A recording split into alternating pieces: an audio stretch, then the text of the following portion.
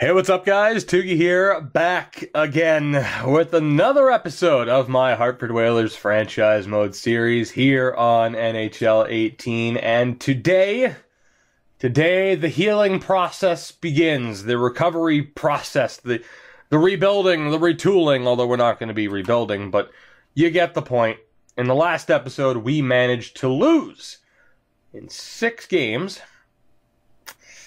In the Stanley Cup final, we lost to the Carolina Hurricanes, didn't we?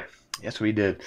And now we look to tweak a couple of things, to maybe change some things about this team, to make sure that we are right back there next year as Travis Zajac retires, which is fine. We only picked him up for the remainder of the season, but I've said this a couple of times in episodes after a devastating loss like that.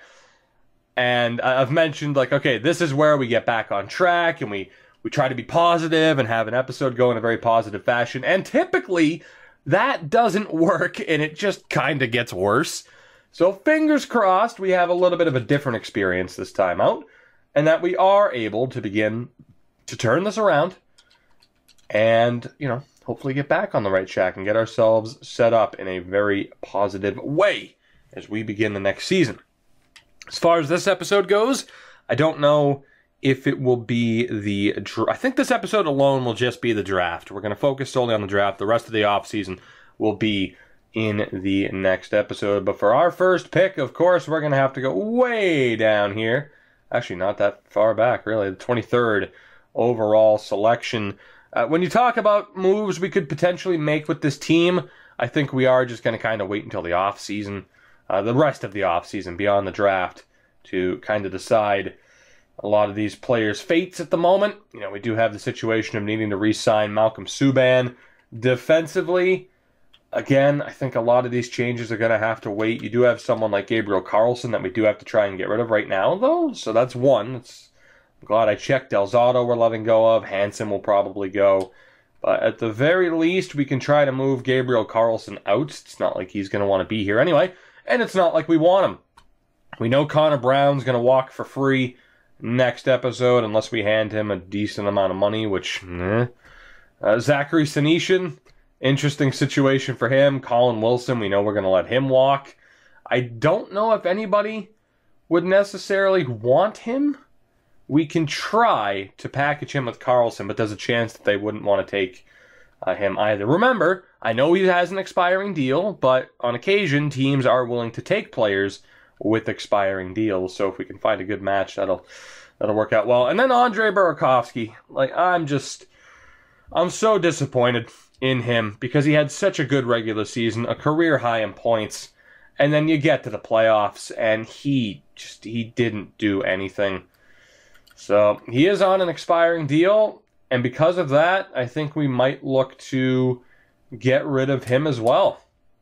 So actually, there are a couple more names here than I would have assumed. Arizona might be a decent landing spot. You get the Bruins as well. There we go. There's a team that wouldn't mind taking all 3 players, the Buffalo Sabres, and they can afford to do so. Are the Sabres the only team? They're not, but Columbus doesn't have the cap space. LA could work. So right now we're looking at Buffalo, LA, Montreal, probably not, Nashville. Okay, so we actually do have some options. I was a little bit afraid Buffalo would be our only option. That is not the case. So let's see here. They don't want to trade anybody. I'm not really sure what we could do in this deal. And again, 2 players do have expiring contracts. But when you look at the Sabres, I mean, obviously someone like Alex Nylander might be a target, but I'm not sure if trade value-wise that would really work out. You got this prospect in Mikael Svensson, 28th overall pick. You got Cody Glass, who could be a decent addition. Maybe Cody Glass and draft picks. So Buffalo is a possibility. Again, Columbus is not. We have the LA Kings and the Minnesota Wild. Who do the LA Kings have? Nobody really. At least not anybody that I'm really interested in getting. You do have Barry and Torres, who could be decent. But I like the idea of trying to get a Cody Glass or an Alex Nylander that much more. From the Minnesota Wild, again, nobody great except for Owen Tippett. But we have used Owen Tippett before. Of course, we've also used Alex Nylander in Nations United, and I do like to kind of change it up and not use the same players over and over. Nashville, who do they have? And we'll get to check out the progress of Bulis. 68 overall at 21 years old. I mean, say what you want about, the trade for Yossi. We did just make it to the Stanley Cup final, and Bulis is still a little bit of a ways away from potentially making it to the NHL. So I don't totally regret that deal. Unfortunately, they don't really have anybody that I would want, so maybe we're looking at a draft pick trade here. That could be the case. With the Rangers, they don't really have that many contract spots, but do they have anybody that really jumps off the page here that we'd want to get? You got Busek? Busek? I think it's Busek. That's pretty much it, though. Philly, they wouldn't be able to really afford it. San Jose, they could afford it, depending on what player we take back. They got this guy Dowd, they got Logan Couture. Nobody really there. I mean, Timo Meier and Joseph. Actually, Meier and Joseph. Meier is 25 at this point, but he is a second-line guy. But I look at those stats, and it's kind of like, he had 55 points last year, though. 4 years at 5.6. No, thank you. I like the idea of trading for Pierre-Olivier Joseph, but yeah, I don't know about that. I don't know about that at all. Tampa, that's not going to work. And Winnipeg is the last option. That's not going to work either. So when you think of these trade values, I mean, maybe a Cody Glass in draft picks? And Cody Glass is 23 at this point. He is a third-line checking forward, which just doesn't make sense. On an expiring deal as well. So that's the thing. We don't need this deal to be the biggest blockbuster, And it can just be, hey, try to get something for these players where it's really not working out. And two of them are on expiring deals. So how about Cody Glass, a second and a third? What do you guys think about that? Just to know. And there you go. Case in point, they don't want Colin Wilson. Didn't mean to take him and Burakovsky out of the deal. Hey, it's worth checking, right? It's worth checking. Will that go through? No. How about just the second? Still no. They haven't declined going after Burakovsky, though. It was just Colin Wilson that they didn't want. What about just the third? And that went through. I mean, Burakovsky was on an expiring deal, and Carlson had to go. We pick up Cody Glass, who is on an expiring deal. But we also pick up a third rounder in return. So, unfortunately, I cannot forgive Andre Burakovsky. I couldn't. That's just, he let me down to such a ridiculous extent in the postseason that it had to be done. It did. So really quickly, I want to see, is there anybody that will take Colin Wilson despite the fact he has an expiring deal? Second round pick from Calgary? No, they don't. They don't want that. Carolina. I mean, I'll get whatever the hell I can for him. It doesn't have to be a second rounder. And it looks like most teams don't really want him. Again, it can happen sometimes. This isn't the case. All right, so we are stuck with Colin Wilson. One thing I did notice, we have quite a few draft picks. So that'll be 12 right there, 13, 14, 15. 15 picks. All right, that shouldn't be... We shouldn't be in danger of, anything kind of crashing. We do have the Philadelphia first, so which is pretty nice. So 15 picks, that's not too bad. Let's go ahead and go through them. We have our one deal done with Burakovsky and Gabriel Carlson going to Buffalo for Cody Glass and a third.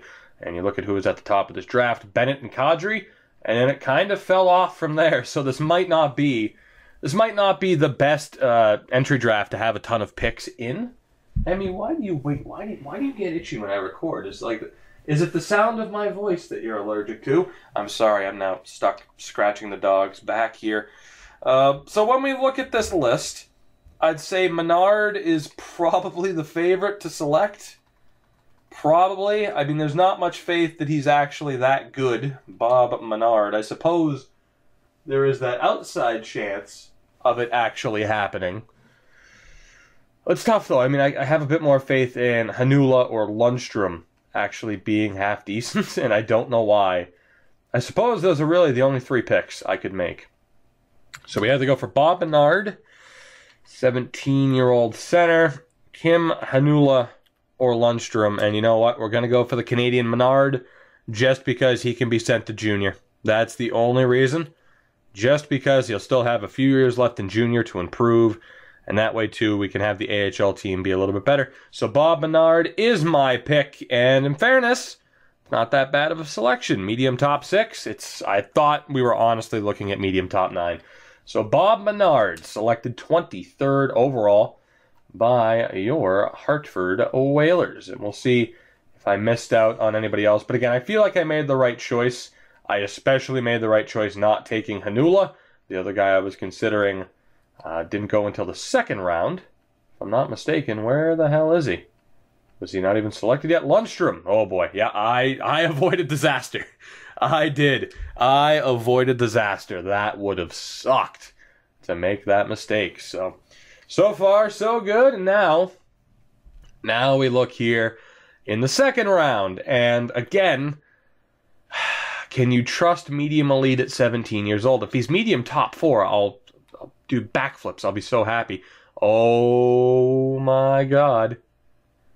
We have ourselves a draft steal, boys. Projected to go undrafted with no league interest.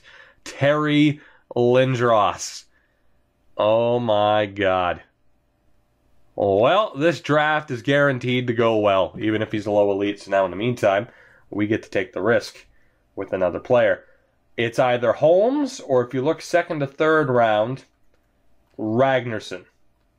Those are the two. It's Holmes or Ragnarsson, and we could potentially trade up to get both. And you know what? I think we might. So we'll take the risk first with Joffrey Holmes, 17 years old from Denmark. We'll see. Medium top 6. I was afraid of that. Do we have another pick in the second round? We do. We have the 31st pick. Oh, that's beautiful. That's beautiful. So we will trade up. We'll take the risk here with Ragnarsson. The good thing is, too, of course, the Islanders want to trade that pick. So already this draft is looking good. Well, I figured I might as well see if they're that dumb, right? How about the Bruins 6th rounder? Is that enough to get this to go through? No, it's not. What if I put Colin Wilson into this deal? I wonder if they'll take him. Colin Wilson. What do you say, New York? No. Okay. It was worth the shot, I suppose. Is there anybody else on this team that I don't have signed? Oh, yes. All right, so we're going to use these guys who I really don't plan on signing. Denny isn't enough to make it happen. How about Ivani? What do you say? A couple of our misses from before. We might as well make use of these players that we really don't want to sign. We got McCann as well. Still rejected. Wow. I mean, I guess they really don't have that much value. And Whitman.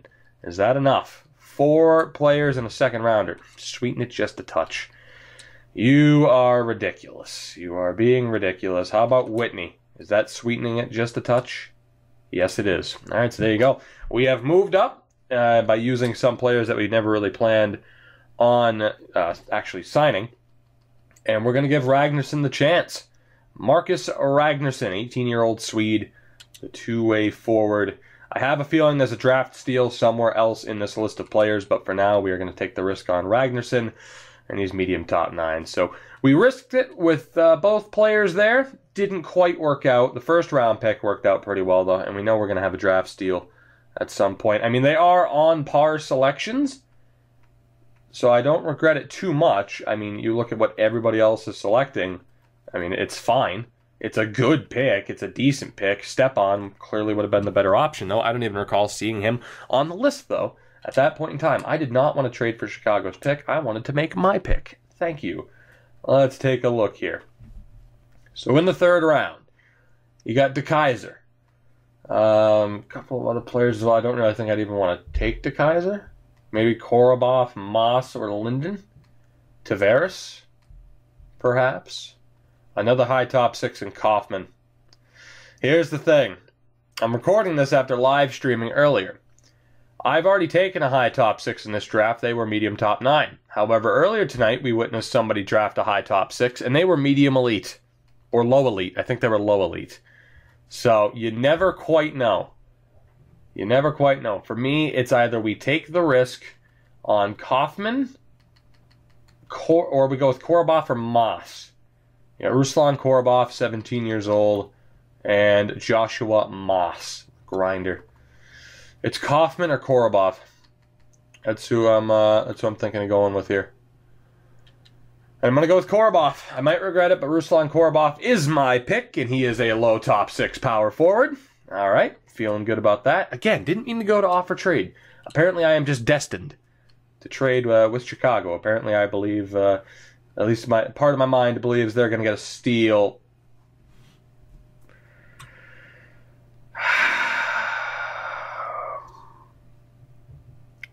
Shit. Censor me now, YouTube. Censor me now. Oh, god damn it. That hurts. That does. That really, really hurts. We got a decent pick in Korobov. He can be even sent down to junior. He's only a 52, but still. All right. Well, we had a decent pick. Nashville ended up making it a great pick. Man, that really hurts. That really hurts. Looking here at this point, I do need to double check what our goalie situation is. Oh my god, that sucks. That's the thing. And even if we were to never use him, I mean, there's just the trade value alone. Yeah. Wow, Joshua Moss. There you go. I went with the other guy because he was 17, the year younger. I typically go with the Canadian because you can send them to junior. I didn't. And that's what happens as a result. Again, I wanted to look primarily at our goaltending situation, and I will make sure to call a timeout here just in case. So again, goaltending. I mean, we do still have Vikanov, but we don't have that ridiculously, like blow away goaltending prospect. That just threw me off my game. I was feeling so good about this draft, and that just threw me off my game. So I'm thinking now, for goaltenders, it's either we take Brodeur, Simon, or Zadorov, or I take the risk right now on Molson. So we got this defensive D-man here, Neil Molson. And I'm going to risk it. I'm going to go for Molson here. All right. Let this third round be known as the time where my draft luck started to go down the tubes. That sucks. Antropov and Tavares were decent. Baines was decent. Salonen was decent. Fringe started for Smithman. Weirkoch, that's what I was hoping for with our pick. Thankfully, the goalies weren't too great. I mean, that's really what I was, debating, between was the defenseman that we took and goaltenders. Man, it's incredible just how quick you can go from feeling like, hey, this is a pretty good draft, to just doubting yourself. It's unreal how quick that can happen. I want to look here, 4th to 5th round. Who do we have? That's right, we got the British guy, Dick. I'll have to draft him. We got a Wakabayashi, Kincaid, potentially Nichols. Do I take the risk with Nichols? I mean, it didn't work out last time. We got Reed Metropolit. So Nichols, Metropolit, maybe even Tyler Taves. Those are the players I'm considering right now. I'm gonna go for Metropolit, and I'm gonna hope for the best. Like I said, it's incredible how... yeah, there you go. Nesterov was a bit of a steal. It is incredible how quick you can go from feeling good, from feeling confident. We know that we're going to get that exact elite player. Even if it's low elite, I'll still be happy. But just how quickly you can go from feeling really good to doubting yourself. Nichols is the pick. I am just... somebody else needs to draft for me now. 3 straight 7th D defensemen. What happened? What went wrong? It was all going so well. It's just falling apart. Oh my god. Wow. This is bad. This is bad. When's my next pick after this? Alright, we do have another pick here in the 4th round, so we will go with Taves. Let's go with Taves and hope for the best. Just touch of death. Touch of death right now. 4 straight 7th D defenseman. What did I do, EA? What happened? I thought we were friends. What went wrong? We'll take the Brit, Nathaniel Dick, just to cheer me up a little bit. I mean, hey, whatever. He's awful. I'm not surprised, right? Not surprised. Oh my God, this was going so well. I mean, really, it was. Wow, 3 straight medium starter goalies selected. I was feeling good. I was feeling confident. See, what did I tell you? Every time, it's like, hey, things are starting to turn around. And then this happens. I'm going to take, was it Terry? Yeah, it was Terry Lindros. I'm taking him with this next pick, just to put a smile on my face. Although, is that a Chuck Jaspers? It's a Cristiano Jaspers. We are going with Terry Lindros. He was low elite, but still, for someone who's projected to be undrafted, I am very happy with that selection. We don't have another pick until the 6th round, so I'm kind of glad I made it then. Because who knows if there were any steals on the board at that point in time. And up next, I'm thinking Nordquist, maybe Stapleton. Stapleton is projected to go here in the 7th round. And, I mean, I'm not even going to judge it by potentials anymore. At least, scouted out potentials. Kalle Nordquist, the power forward. Swedish. And pretty terrible. My luck, it just disappeared.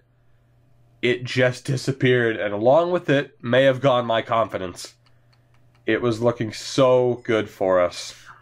Stapleton, 18. Probably pass on him. Grabeshkov is 17. Stanislav Grabeshkov.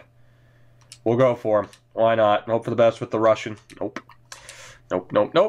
We get another pick here in the 6th round. I'm trying to get one more decent pick to end this draft on a good note. The problem was I got a little bit cocky about it. I was a little bit confident, and I think EA knows that. And they wanted to knock me down a bit. Jerome Plus, don't know. But he's the pick. Why not? Shot in the dark, hope for the best. Yep, he's garbage too. Well, aside from Terry Lindros as kind of the safety net pick, this has gone from half decent to pretty miserable. I gotta be honest. This has really gone very poorly. We do have a North Korean. I forgot about him. Harry Strimbu.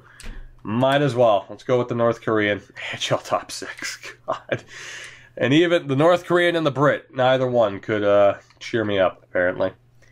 Neither one could cheer me up. So let's see. Unknown, we have Kavasha, the Estonian. He's 19. You got Yuri Grigorenko. D. Champlain is 18. Bourdon is 18. I'm looking for 19 or 20-year-olds at this point. I think that's pretty much my best bet. Is to look for someone either completely unknown or someone like Xavier Hamhuis, who will be the pick and is the furthest thing, just the furthest thing from a steal I could have possibly had. Wow. I cannot believe how poorly that went. We started off on a pretty good note, and then very, very quickly we went downhill. I don't even know if I can't continue this episode. I'm depressed. I'm gonna go take the dog for another walk. Just get some fresh air. Yeah, guys, that will do it for this one. I mean, I don't know what to say. You know my normal outro at this point. Like, subscribe, description. I'll see you next time, I guess. What the hell?